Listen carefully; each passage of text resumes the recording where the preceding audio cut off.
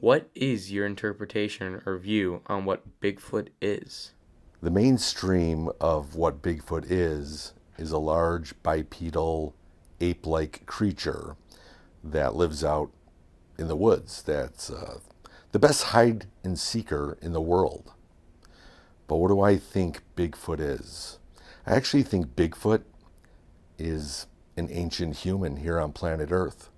I think it's been around for a very long time. I think it's adapted to the environment out in the woods. I think it uses every bit of the environment to be able to stay hidden from us. So I always hear your stories. What are some of your craziest experiences? Well, some of my craziest experiences have been rocks thrown at me from out of nowhere. And we were just walking on a path, not really just looking for Bigfoot, but just hiking. And we would hear these rocks come through the trees, the treetops, not like acorns falling, but these little rocks coming out of the kettle moraine and landing right by our feet. Now, you could think, well, that was just a coincidence. But as we're walking down the path, here comes another and another. And each time they were thrown, they always ended up by our feet. And we were walking. That's pretty incredible accuracy for anything to be out there to be able to hit you with that. But yeah, but honestly, after the rock stopped, I got a little cocky and I thought I'd throw a rock back in.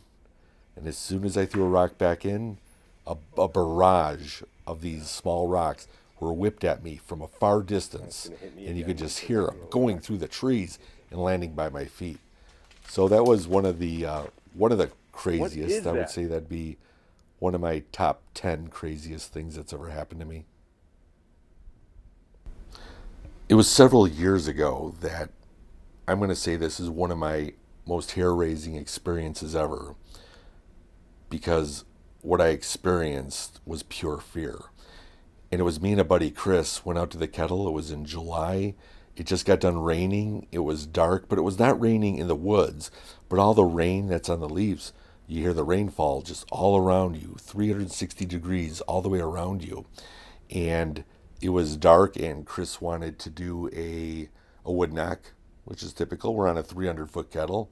I'm like, go for it. He walks over about 10 feet away from me on the edge of the kettle and just whaps on a tree. Whap, whap.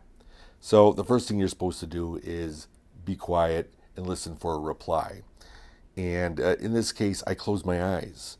And I don't know why I closed my eyes, because it was dark. I hike in the dark. We had no lights on.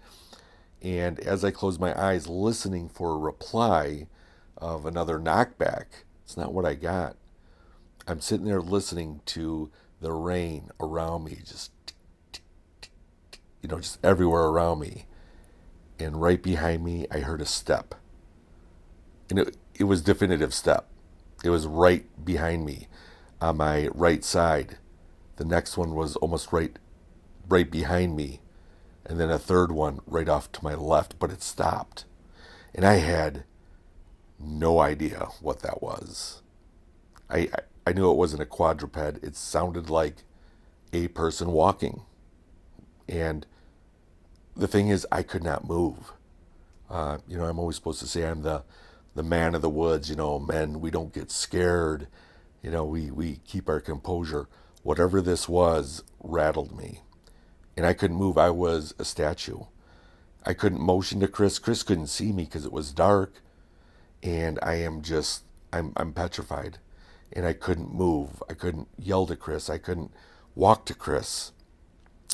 So what seemed like an eternity ended up being about a minute and 20 seconds.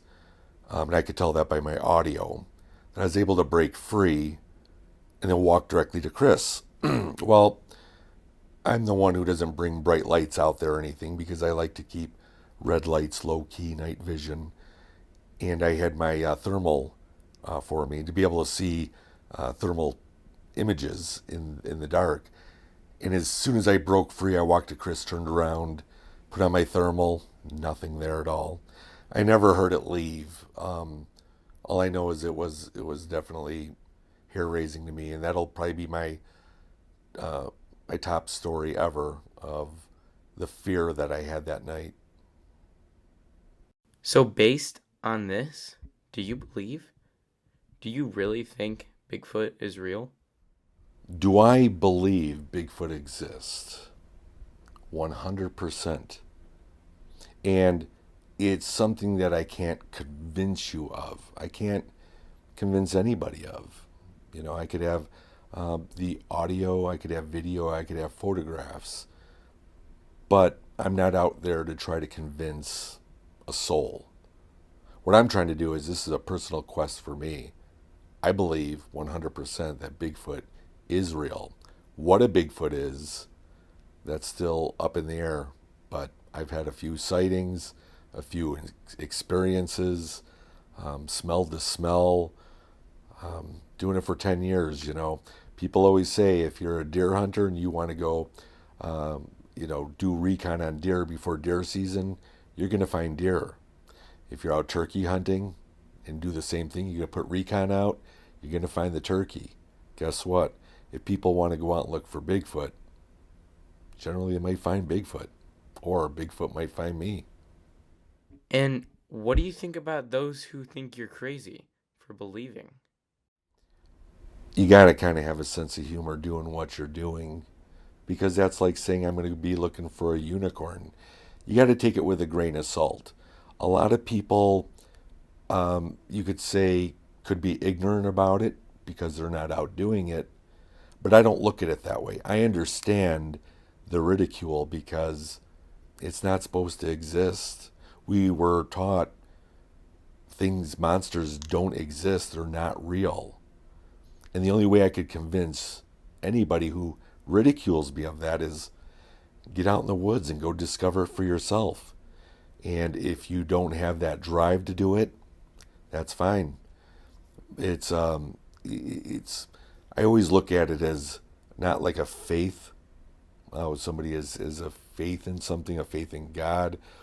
Mine is being out there and understanding that what I've seen, what I've experienced is real.